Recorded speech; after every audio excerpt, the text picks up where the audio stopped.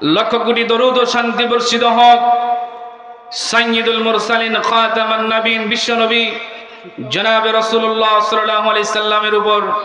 সবাই সংক্ষিপ্ত আকারে দরুদ পড়ি, জোরে বলি সাল্লাল্লাহু আলাইহি ওয়াসাল্লাম। সম্মানিত উপস্থিতি, আমি আপনাদের সামনে সূরা আলে ইমরানের একটি আয়াতে কারিমা তেলাওয়াত করেছি এবং বিশ্বনবী জনাবে রাসূলুল্লাহ সাল্লাল্লাহু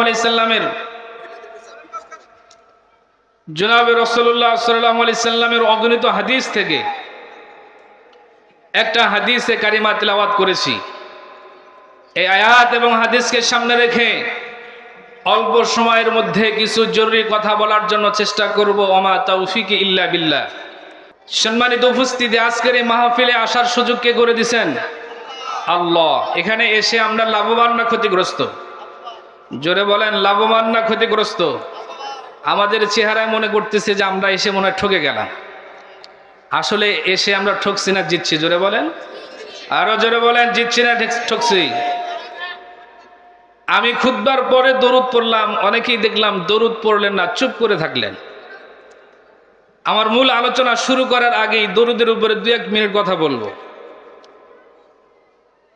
আল্লাহ পাকের যত নফল ইবাদত বন্দেগী আছে তার মধ্যে অন্যতম নফল একটা ইবাদত বিশ্বনবীর উপরে দরুদ পড়া। বিশ্বনবীর উপরে দরুদ পড়া এটা অনেক বরকত এবং ফজিলতপূর্ণ। কেমন ফজিলতপূর্ণ? হাদিসের মধ্যে আসছে, জনাবে রাসূলুল্লাহ সাল্লাল্লাহু আলাইহি সাল্লাম একদিন বাহিরে বের হলেন, সাথে সাথে জাবের রাদিয়াল্লাহু তাআলা আনহু তিনিও রাসূলের সাথেই বের হলেন। জাবের বলেন যে আমি রাসূলকে দেখলাম উনি একটা বাগানের ভিতরে ঢুকলেন, ঢোকার পরে দীর্ঘ লম্বা সেজদায় পড়ে থাকলেন। জাবের বলেন তখন আমার ভয় হলো যে রাসূল সাল্লাল্লাহু আলাইহি সাল্লাম এত লম্বা সেজদা কেন দিচ্ছেন, না জানি রাসূলের কোনো ক্ষতি হলো কিনা কিংবা রাসূল দুনিয়া থেকে চলে গেল কিনা। কিছুক্ষণ পরে দেখলাম বিশ্বনবী মুহাম্মদুর রাসূলুল্লাহ সাল্লাল্লাহু আলাইহি সাল্লাম মাথা উঠালেন এবং তার চেহারার ভিতরে খুশি খুশি একটা ভাব দেখা যায়। জাবের বিশ্বনবীকে জিজ্ঞাসা করলেন, ইয়া রাসূলুল্লাহ, আপনার এই লম্বা সময়ের সেজদা দেখে আমি তো ভয়ে ছিলাম, কিন্তু সেজদা থেকে মাথা উঠানোর পরে আপনার চেহারার ভিতরে খুশি খুশি একটা ভাব দেখা যায়, কারণটা কি? বিশ্বনবী মুহাম্মদুর রাসূলুল্লাহ সাল্লাল্লাহু আলাইহি সাল্লাম এবার বললেন, ও জাবের শোনো, আমি কি খুশি হব না? এই মুহূর্তে জিবরাইল এসে আমাকে একটা সুসংবাদ শোনায় দিছে। কি সুসংবাদ শোনায় দিছে? বিশ্বনবী বললেন, সুসংবাদ শোনায় দিছে যে কোনো বান্দা যদি আমি মুহাম্মদুর রাসূলের উপরে কোনো ব্যক্তি যদি মহব্বত করে ভালোবেসে একবার দরুদ পড়ে, আল্লাহ পাক ওই ব্যক্তির উপরে 10টা রহমত নাজিল করে। জোরে বলেন সুবহানাল্লাহ। শুধু তাই নয়, ও জাবের শোনো, কোন ব্যক্তি যদি আমি নবীর উপরে মহব্বত করে দরুদ পড়ে, আল্লাহ পাক ওই ব্যক্তির জীবন থেকে 10টা সগীরা গুনাহ আল্লাহ মাফ করে দেন। সুবহানাল্লাহ। জাবের শুধু তাই নয়, জিবরাইল আরেকটা সুসংবাদ জানাইছেন, সেটি হলো আল্লাহ পাক যে ব্যক্তি আপনার উপরে দরুদ পড়বে, রাসূলের উপরে দরুদ পড়বে, আল্লাহ পাক ওই ব্যক্তির জান্নাতে 10টা স্তরকে বুলন্দ করে দিবেন। সুবহানাল্লাহ। 10টা মর্যাদা কি করে দিবেন? বৃদ্ধি করে দিবেন। এই জন্য আমি খুশি হয়ে গেছি। তাহলে রাসূলের উপরে দরুদ পড়ার দরকার আছে না নাই? জোরে বলেন। আমি এই বিষয়ে কথা বলতে গেলে অনেক সময়ের দরকার, এটা আমার বিষয় না। কিন্তু খুতবার পরে দরুদ পড়ার পরে আপনাদের অনেকেই দেখলাম চুপ করে থাকলেন, দরুদ পড়লেন না। এই জন্য কথাটা বললাম, এই হাদিসটা এই জন্যই বলা। কিয়ামতের ময়দানে মানুষের যখন বিচার হয়ে যাবে, একদল মানুষকে জাহান্নামের পোশাক আর সেগল পরায়া জাহান্নামে নিতে থাকবে, তো বিশ্বনবী মুহাম্মদুর রাসূলুল্লাহ পিছন দিক থেকে দৌড়ে এসে ফেরেশতাদেরকে ডাকতে থাকবে। ফেরেশতাদেরকে বলতে থাকবে, ইয়া মালাইকা ইনতাজির সাআ। বিশ্বনবী জনাবে রাসূলুল্লাহ সাল্লাল্লাহু আলাইহি ওয়াসাল্লাম ফেরেশতাদেরকে ডেকে ডেকে বলবে, ও ফেরেশতারা একটু থামো, এই যে কিছু মানুষদেরকে তুমি জাহান্নামে নিয়ে যাইতেছো, এরা কারা? এদের কি অপরাধ, এদের কি গুনাহ? এরা দুনিয়ার ভিতরে কি গুনাহ করেছে, অপরাধ করেছে? তাদের নেকির পাল্লা এবং আমলের গুনার পাল্লা আমার সামনে একটু ওজন করো, আমি দেখতে চাই তাদের নেকির পাল্লা ভারী হয় নাকি গুনার পাল্লা ভারী হয়। বিশ্বনবী জনাবে রাসূলুল্লাহ সাল্লাল্লাহু আলাইহি ওয়াসাল্লাম যখন এই কথা বলবেন, তখন তাদের আমলগুলাকে ওজন করবে, দেখা যাবে তাদের গুনার পাল্লা ভারী হয়ে গেল। বিশ্বনবী বললেন, ও ফেরেশতারা, আরো একবার আমার সামনে তাদের নেকিগুলো ওজন করো, আমি দেখতে চাই তাদের নেকির পাল্লা ভারী হয় নাকি গুনার পাল্লা ভারী হয়, আমি একটু দেখতে চাই। আর একবার ওজন করবে, গুনার পাল্লা ভারী হবে। একে একে 3 বার ওজন করার পর 3 বারই তাদের গুনার পাল্লা ভারী হবে, নেকির পাল্লা হালকা হবে। এমত অবস্থায় বিশ্বনবী নিজের পকেট থেকে, নিজের কাছ থেকে কিছু সাদা কাগজের টুকরা নেকির পাল্লায় রেখে দিবে। সাথে সাথে নেকির পাল্লা ভারী হবে, গুনার পাল্লাগুলো হালকা হয়ে যাবে। জোরে বলেন সুবহানাল্লাহ। যেই মাত্র নেকির পাল্লা ভারী হয়ে যাবে, গুনার পাল্লা হালকা হয়ে যাবে,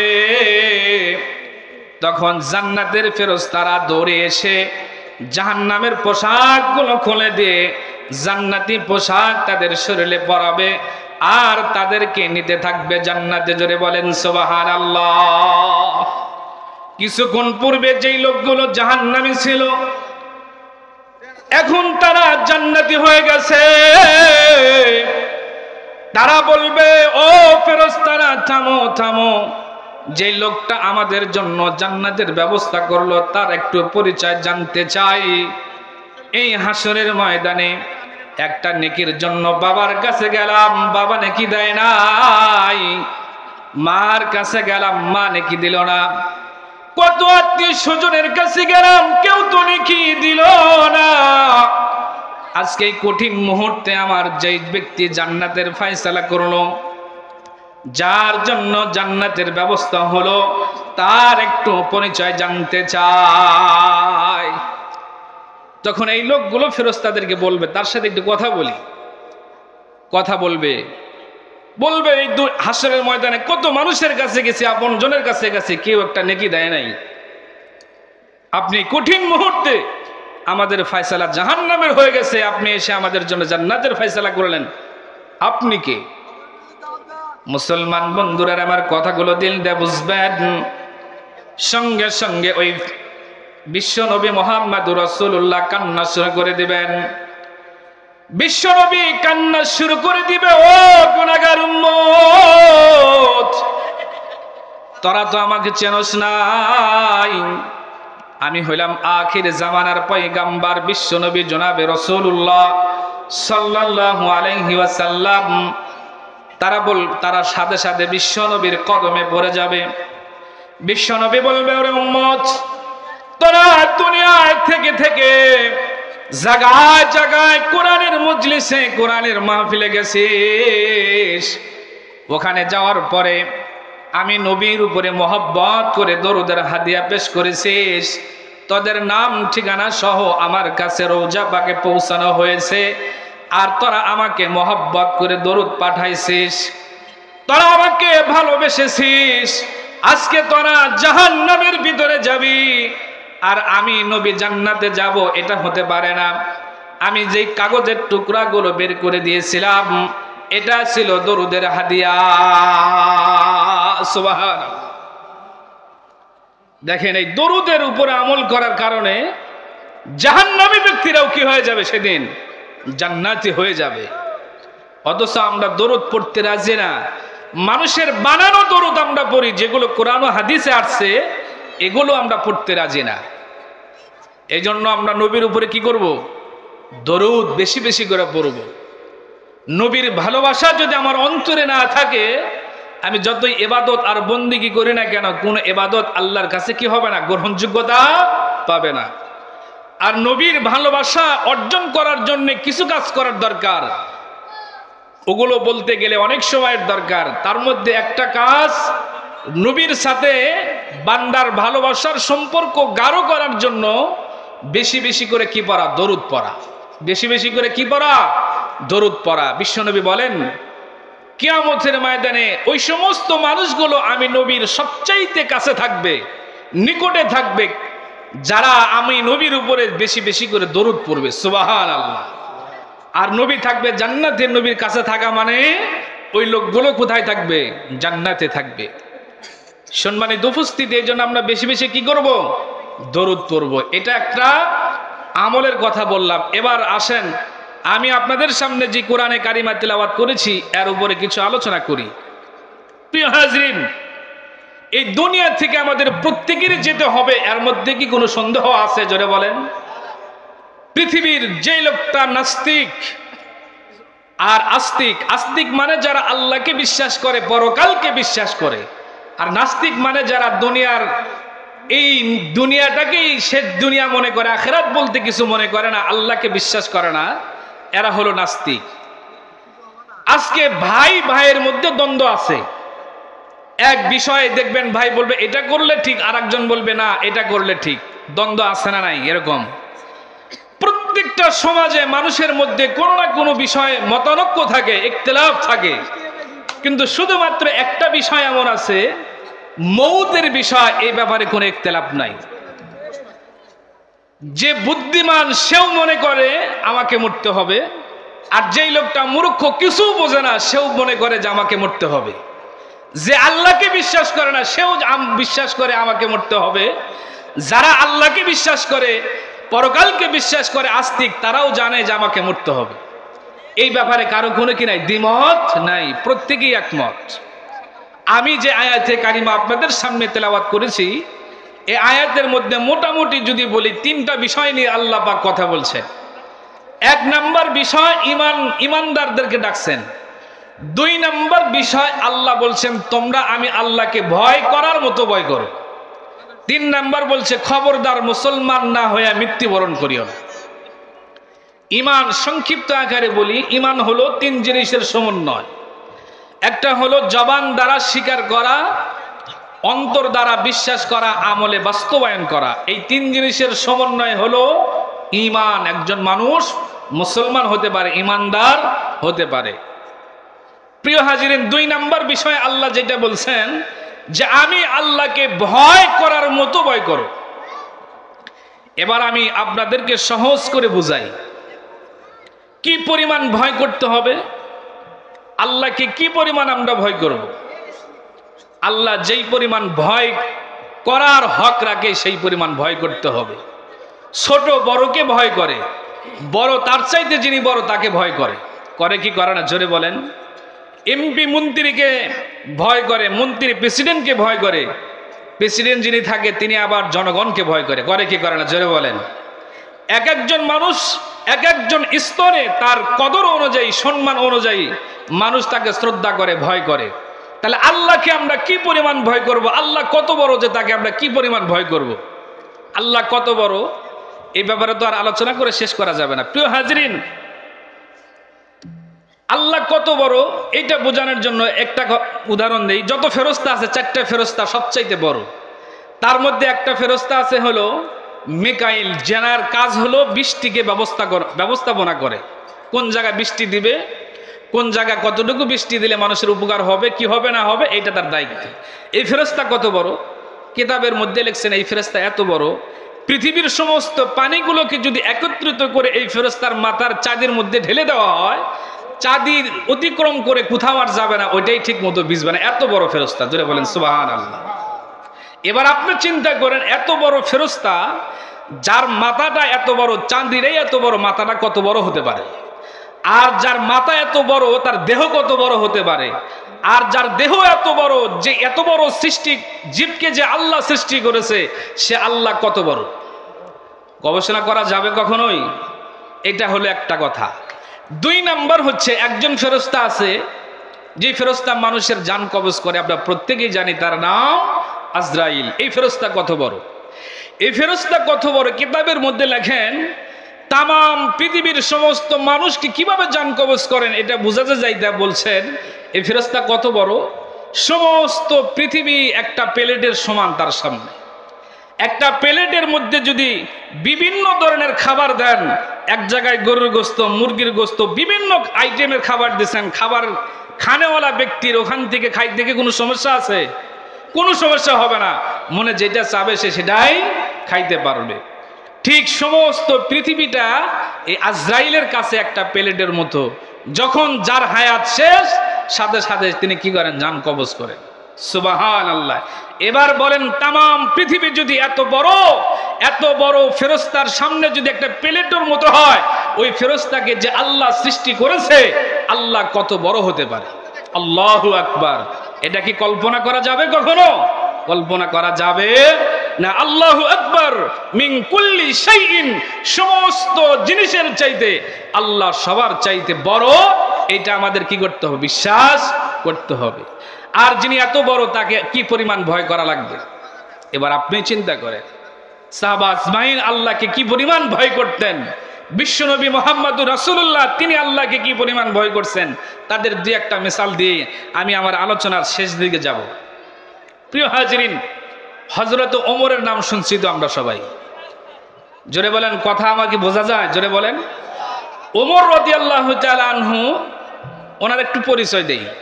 উনি জান্নাত প্রাপ্ত 10 জন সাহাবীর একজন, আশারাই মুবাশশারা। ওমর রাদিয়াল্লাহু তাআলা আনহু 4 জন খলিফা ছিলেন, তার মধ্যে অন্যতম একজন খলিফা, দ্বিতীয় খলিফা হযরতে ওমর। ওমরের ব্যাপারে বিশ্বনবী বলেন, যদি আমার পরে কেউ নবী হতো, ওমর সেই কি হতেন? নবী হয়ে যেতেন। সুবহানাল্লাহ। এই ওমর রাদিয়াল্লাহু তাআলা আনহু আল্লাহকে কি পরিমাণ ভয় করতেন।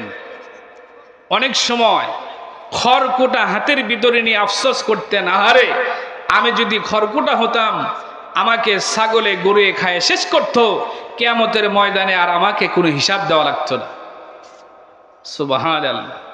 এই ওমর আল্লাহকে কি পরিমাণ ভয় করতেন। ইতিহাসের মধ্যে লেখেন, ওমরের একটা ছেলে ছিল, নাম হলো আব্দুল্লাহ। কি নাম? আব্দুল্লাহ। মাদ্রাসায় পড়তেন, মক্তবে পড়তেন। ওই মক্তবে হুসাইন রাদিয়াল্লাহু তাআলা আনহু পড়েন। একদিন দুইজনেই মক্তবে গেছে। আব্দুল্লাহ ওমরের ছেলে, প্রেসিডেন্টের ছেলে হুসাইন রাদিয়াল্লাহু তাআলা আনহুর হাতে যে কলম, ওটা পড়ে গেছে, হাতে উঠায় দিছে। কারণ হুসাইনকে, হুসাইন হলো বিশ্বনবী জনাবে রাসূলুল্লাহ সাল্লাল্লাহু আলাইহি সাল্লামের কলিজার টুকরা মেয়ে ফাতেমার সন্তান, আদরের নাতি, জান্নাতি যুবকদের সর্দার। এদিকে খেয়াল করে আব্দুল্লাহ ওমরের ছেলে কলম ফালায় দিছে, কলমটা উঠায় দিছে। একবার ফালায় দিছে, আবার উঠায় দিছে, আবার দ্বিতীয়বার ফালায় দিছে, আবার উঠায় দিছে। 3 বারের মধ্যে হয়ে গেলে আব্দুল্লাহ এবার ডাক দিয়া বলে, ওগো হুসাইন, তুমি বারবার কলম হাত থেকে ফালায় দিবা, আমি কি তোমার চাকর নাকি বারবার কলম তোমার হাতে উঠায় দিব? তুমি নিজেকে কি মনে করো? বারবার কেন কলম তুমি হাত থেকে ফালায় দাও? আমি বারবার উঠায় দিতে পারবো না। হুসাইন বলে, আব্দুল্লাহ কথা সাবধানে বলো, তুমি চাকর শুধু তাই নয়, তুমি চাকর, তোমার বাবাও একজন চাকর, তুমি চাকরের ঘরে চাকর, গোলামের ঘরে গোলাম।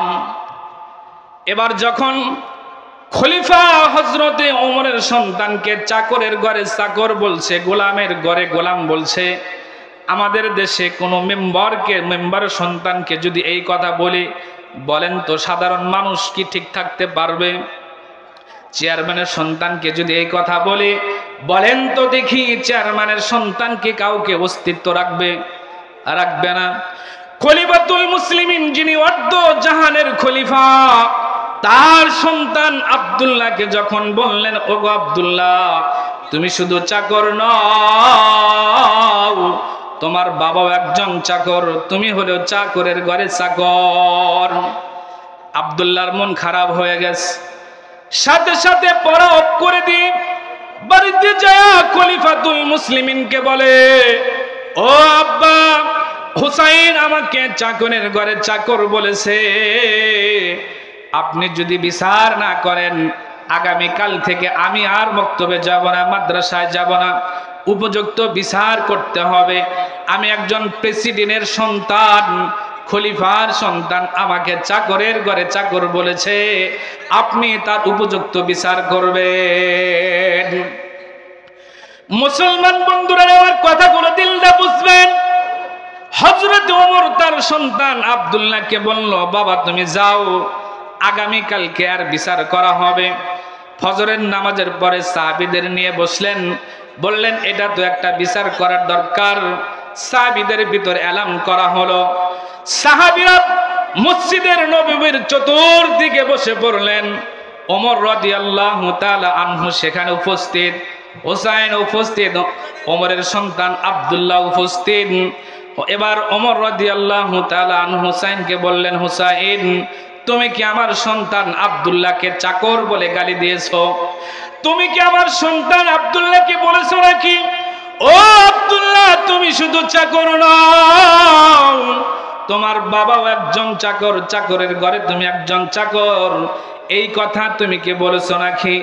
হোসাইন বললেন, আমি কি, আপনি তো জানেন আমি হইলাম বিশ্ব নবীর নাতি, খলিফাতুল মুসলিমিন হযরত আলীর সন্তান, আমি কখনো মিথ্যা কথা বলতে পারবো না। হ্যাঁ, আমি তো আপনার সন্তানকে চাকর বলে গালি দিয়েছি, আমি এই কথাও বলেছি তুমি হইলা চাকরের ঘরে চাকর। যখন আসামি নিজেই স্বীকারোক্তি দিল, সাক্ষীর আর কোনো প্রয়োজন নাই, ওমর বললেন, ওগো হোসাইন সত্য করে বলো তুমি কি এই কথা বলেছে? বলে হ্যাঁ আমি বলেছি। একে একে তিনবার পর্যন্ত স্বীকারোক্তি দিলেন।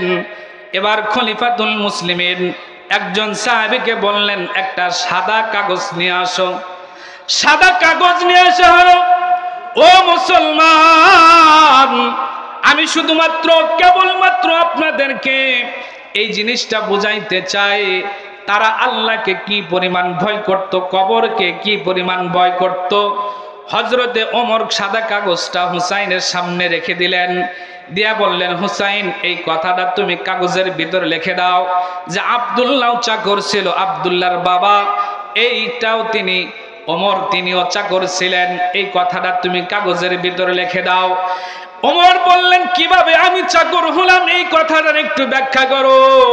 হুসাইন বললেন, ওগো ওমর, তুমি কি আমার নানার চাকর ছিল না, আমার নানার গোলাম ছিল না, আমার নানার ওজুর পানি ইত্যাদি সামানাত তুমি কি এরকম আইগার সামনে দিতা কিনা? ওমর বলতেন, হ্যাঁ আমি দিতাম। হুসাইন বলে, তাহলে তো আমি যথাযথ বলেছি যে চাকরের ঘরে চাকর। এবার ওমর বললেন, হুসাইন তুমি কথাটা কাগজের ভিতরে লিখে দাও। কাগজের ভিতরে লেখা হয়ে গেল। হুসাইনকে বললেন, ওগো হুসাইন নিচে একটা সাইন করে দাও যে আমি ওমর বিশ্ব নবীর চাকর ছিলাম, গোলাম ছিলাম, এই সাক্ষী আমি হুসাইন দিচ্ছি, আমি ওমর গোলাম, এর সাক্ষী হলো হুসাইন, এইটা লিখে দাও। লিখে দেওয়া হলো। বিশ্ব নবী মুহাম্মদুর রাসূলুল্লাহর নাতি যখন লিখে দিলেন, ওমর উপস্থিত সাহাবীদেরকে বললেন, ওগো সাহাবীরা, আমি যেদিন দুনিয়া থেকে চলে যাব, মারা যাব, আমি তো কোনো কিছুই নিতে পারবো না, টাকা পয়সা অর্থ করি কোনো কিছুই আমি নিতে পারবো না। মৃত্যুর পরে কবরের ভিতরে এই সাদা কাগজটা আমার কাফনের সাথে দিয়ে দিও। লোকগুলো জিজ্ঞাসা করলো, ওগো খলিফাতুল মুসলিমিন, এই কাগজটা কবরের ভিতরে দিলে আপনার কি লাভ হবে, দিয়ে কি লাভ? ওমর বললেন, ও উপস্থিত সাহাবীরা শোনো, জানি না বিশ্বনবী বলেছেন আল কবরু রাউযাতুম মিন রিয়াজিল জান্নাহ আও হুফরাতুম মিন হুফারিন নার। জানি না মৃত্যুর পরে ফেরেশতারা যখন তিনটা প্রশ্ন করবে আমি উত্তর দিতে পারবো কি পারবো না আমি জানি না। বিশ্বনবী তো বলেছেন, একজন মানুষকে মৃত্যুর পরে দাফন করার পর সর্বপ্রথম যেই লোকটা মাটি দেয়, 40 কদম যাওয়ার পরে প্রশ্ন তিনটা করবে, উত্তর না দিতে পারলে কবর তাকে এমন ভাবে চাপ দিবে, এক পাজরের হাড্ডিগুলো আর এক পাজরের ভিতরে ঢুকবে।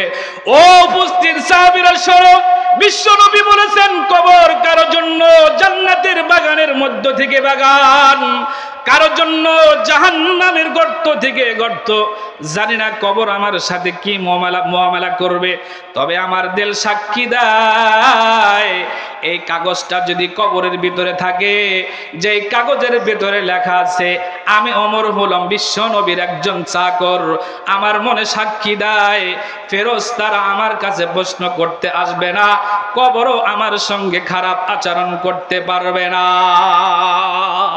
সুবহানাল্লাহ। মুসলমান বন্ধুরা আমার, বলেন তো দেখি, ওমরের মতো কি আমরা ঈমানদার? কখনোই হতে পারবো না। শুধুমাত্র আমরা কেন, কোনো ওলিরাও সাহাবীদের সমান হতে পারবে না, অথচ সেই সাহাবী ওমর আল্লাহ তাআলাকে এই পরিমাণ ভয় করতেন। তাহলে বোঝা যায় আল্লাহ তাআলাকে কি পরিমাণ ভয় করা লাগবে। মুসলমান বন্ধুরা আমার, কথাগুলো দিল দিয়ে বুঝবেন।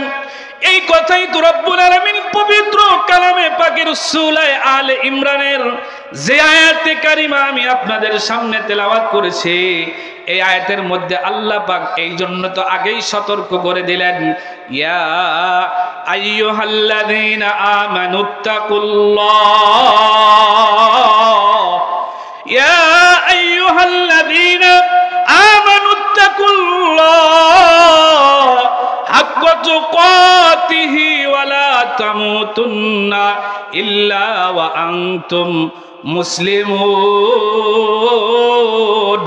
ইয়া আইয়ুহাল্লাযীনা আমানুত্তাকুল্লাহ, আল্লাহ পাক কুরআনের অসংখ্য আয়াতের ভিতরে পৃথিবীর সমস্ত মানুষদেরকে জানায় দিয়েছেন তোমরা আমি আল্লাহকে ভয় করো। তাহলে বোঝা গেল আল্লাহকে ভয় করার মতো ভয় করতে হবে।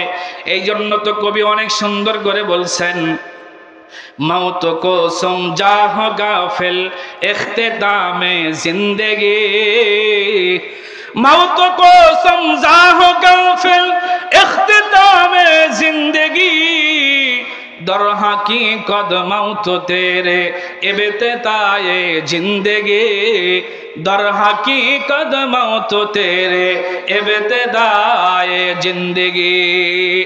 এই জন্য কবি আগে সতর্ক করে দিয়েছেন, ও পৃথিবীর মানুষেরা, তোমরা মনে করো না মরে গেলাম, শেষ হয়ে গেলাম, আমার জীবন শেষ হয়ে গেল।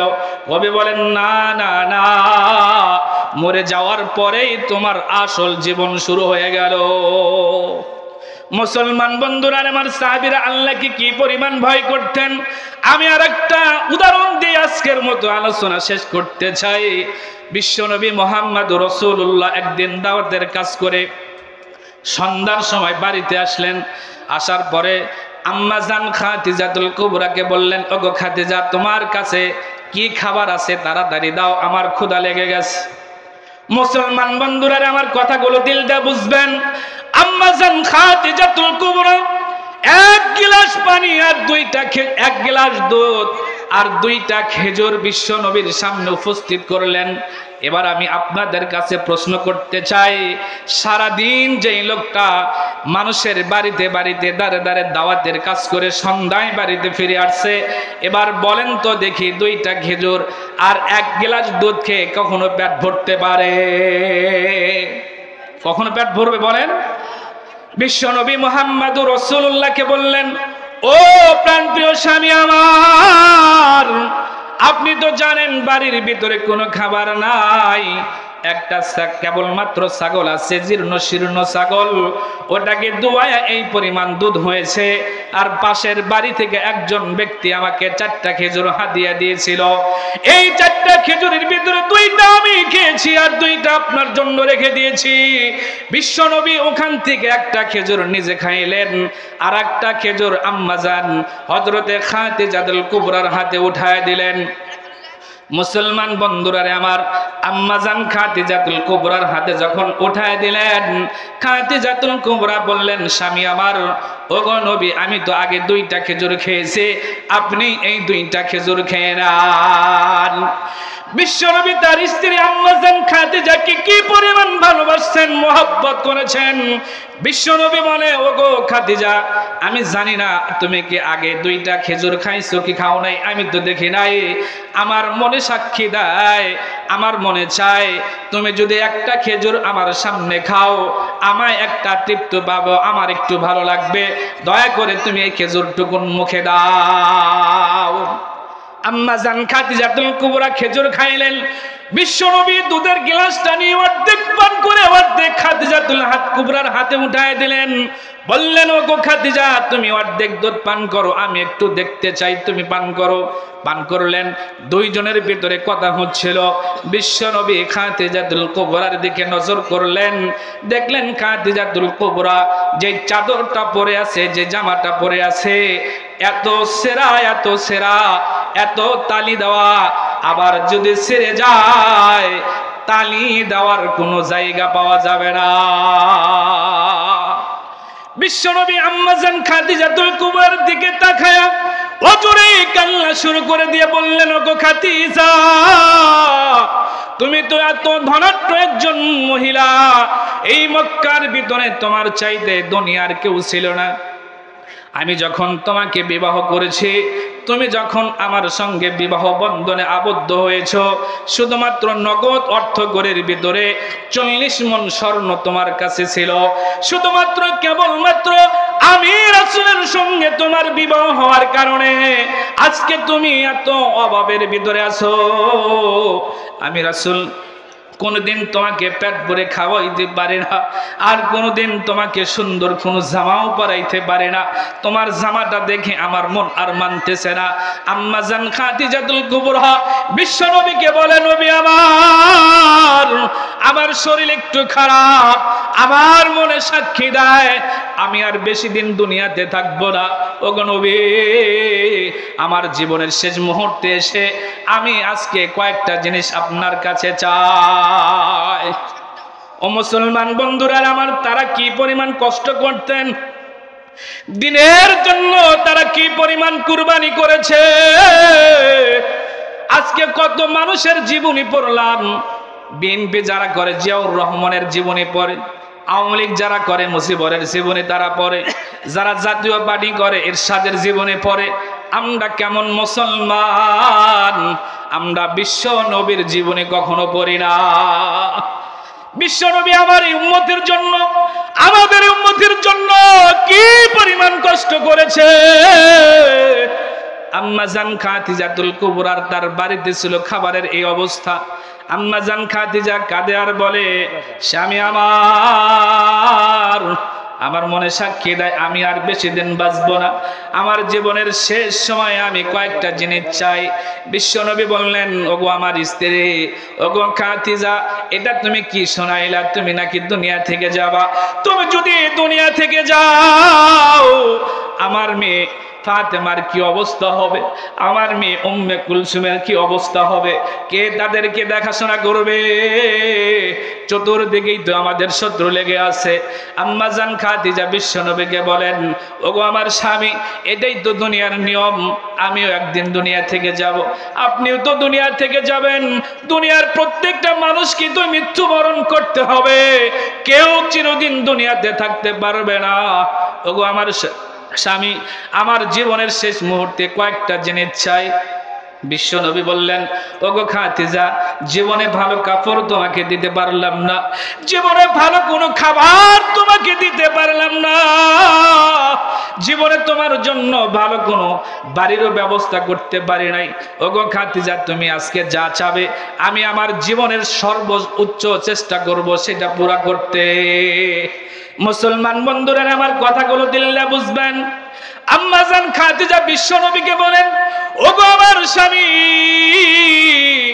আমি যেদিন দুনিয়া থেকে চলে যাব, মারা যাব, আমার 1 নাম্বার আবদার, 1 নাম্বার দাবি হলো, আমি যেদিন দুনিয়া থেকে চলে যাব, আপনি দয়া করে আপনার পবিত্র হাত দিয়ে আমাকে কবরে নামাইবেন। বিশ্বনবী বললেন, কেন কেন? এত মানুষ থাকতে আমি কেন কবরের ভিতরে তোমাকে নামাবো? আম্মা জান খাদিজাতুল কুবরা বলে, স্বামী আমার, আপনি তো বলেছেন এই কবর মৃত্যুর পরে যদি সওয়ালের উত্তর না দেওয়া যায় কবর তাকে চাপ দিবে। আমার মনে সাক্ষী দেয় আপনি যদি আমাকে কবরের ভিতরে নামান, কবরের চতুর্দিক থেকে যদি আপনার পাড়া পড়ে, ওই কবর কখনো আমার সঙ্গে বেয়াদবি করতে পারবে না। মুসলমান বন্ধুরা দেখেন তারা কবর সম্পর্কে কি পরিমাণ সচেতন ছিল। আম্মা জান খাদিজাতুল কুবরা বললেন, আপনার পাড়া যেখানে পড়বে কবর বেয়াদবি করতে পারবে না। বিশ্বনবী বললেন, ওগো খাদিজা, তোমার এই আবদার আমি পুরা করব।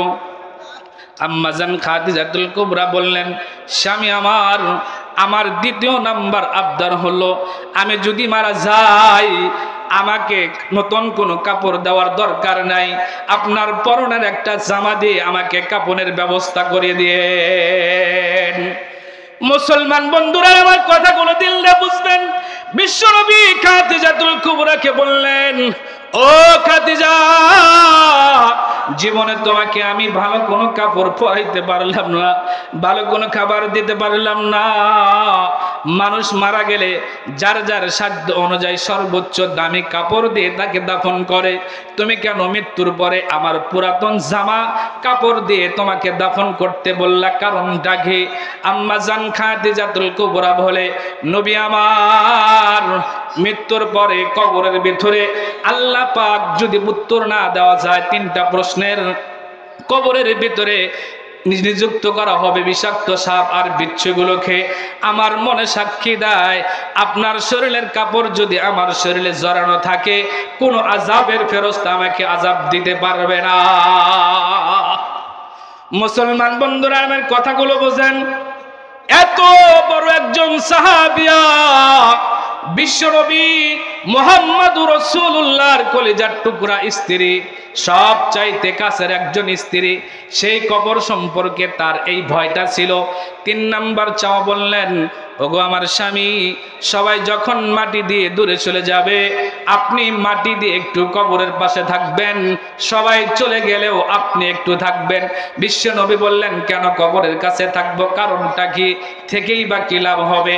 আম্মা জান খাদিজাতুল কুবরা বলে, ওগো আমার স্বামী, কবরের ভিতরে ফেরেশতারা 3টা প্রশ্ন করবে, জানি না আমি কবরের এই 3টা প্রশ্নের উত্তর আমি দিতে পারবো কি পারবো না। আমার মনে সাক্ষী দেয়, আপনি যদি কবরের পাশে থাকেন, ওই আযাবের ফেরেশতারা যারা প্রশ্ন করবে তারা আমার প্রশ্ন নাও করতে পারে আপনার বরকতের কারণে। মুসলমান বন্ধুরা আমার তাদের কবরের সম্পর্কে এই পরিমাণ ভয় ছিল। আম্মা জান খাদিজা কিছুদিনের মধ্যেই মারা গেলেন। বিশ্বনবী নিয়ম অনুযায়ী কাফন দাফন করে নিজেই কবরের ভিতরে নামালেন। কবরের ভিতরে নামানোর পর বিশ্বনবী আম্মা জান খাদিজাতুল কুবরা চেহারাটাকে কিবলার ভিতরে ঘুরায় দিলেন, কিন্তু অটোমেটিক ভাবে চেহারা কিবলার দিকে না থেকে আসমানের দিকে হয়ে গেল। কয়েকবার এরকম করলেন, বারবার চেহারা আসমানের দিকে হয়ে যায়। বিশ্বনবী পেরেশানির ভিতরে বললেন, কি এমনটা হয় কেন? যখন পেরেশানি হয়ে গেল, চিন্তায় যখন পড়ে গেলেন, জিবরাইল আসমান থেকে এসে বিশ্বনবীকে বললেন, ওগো বিশ্বনবী মুহাম্মদুর রাসূলুল্লাহ, শোনেন, আপনি যতই চেহারাটাকে কিবলার দিকে ঘুরায় দেন, এই চেহারা কিবলার দিকে হবে না, বরং এই চেহারাটা আসমানের দিকে হবে। বিশ্বনবী বললেন, কারণটা কি? জিবরাইল বললেন, এই খাদিজাতুল কুবরার উপরে আল্লাহ পাক এত রাজি এবং খুশি হয়ে গেছেন, এত তাকে আল্লাহ ভালোবাসেন, তার চেহারা আসমানের দিকে থাকবে, আর আল্লাহ সরাসরি খাদিজার চেহারার উপরে তার রহমত নাজিল করতে থাকবে, এবং আল্লাহ পাক কুদরতি তাজাল্লি এই আম্মা জান খাদিজার উপরে দিতে থাকবে। জোরে বলেন সুবহানাল্লাহ। মুসলমান বন্ধুরা আমার দেখেন, তারা প্রত্যেকেই কবর মৃত্যু নিয়ে আল্লাহ তাআলাকে আযাব নিয়ে চিন্তা করতেন, ভয় করতেন। আজকে আমাদের ভিতরে কোনো ধরনের ভয় নাই। আজকে আমরা ভয় করি না। আমরা এমন ভাবে দুনিয়াতে চলাফেরা করি, এমন ভাবে ওঠা বসা করি, মনে হয় যেন দুনিয়া থেকে আমাদের যাওয়াই লাগবে না। জোরে বলেন ঠিক না ব্যাঠিক? আজকে আমাদের ভিতরে খালি অহংকার করে করে আজকে দুনিয়ায় আমরা চলাফেরা করি। ছোট বড়কে দাম দেয় না, কোনো ধরনের কোনো শ্রদ্ধা নাই, ভক্তি নাই। মনে চাইতেছে টাকা একটু কামাই করে সিনা ফুলে ফুলে হাঁটে। আছে না নাই বলেন? কোনো ধরনের কোনো ভয় নাই। মসজিদে বারবার আজানে ডাকা হয়, মসজিদও যায় না, বরং মসজিদের সামনে দিয়ে মোবাইলের ভিতরে জোরে জোরে গান বাজায় বাজায় যাইতেছে। আছে না? এরকম বলেন। আজকে এত সুন্দর একটা ব্যবস্থা হচ্ছে, এখানে মানুষ নাই, কিন্তু যাত্রা গান আর প্যান্ডেল যদি থাকতো তাহলে দেখতেন মানুষের কোনো অভাব হতো না। প্রধান বক্তার আগমন, প্রধান বক্তার আগমন সাঙ্কিবাঙ্গার পক্ষ থেকে। প্রিয় হাজিরিন, আমি আপনাদের সামনে আসলে আজকে অনেক আলেম ওলামা এখানে উপস্থিত হয়েছেন, এজন্য লম্বা চড়া আলোচনা করার সুযোগও নাই।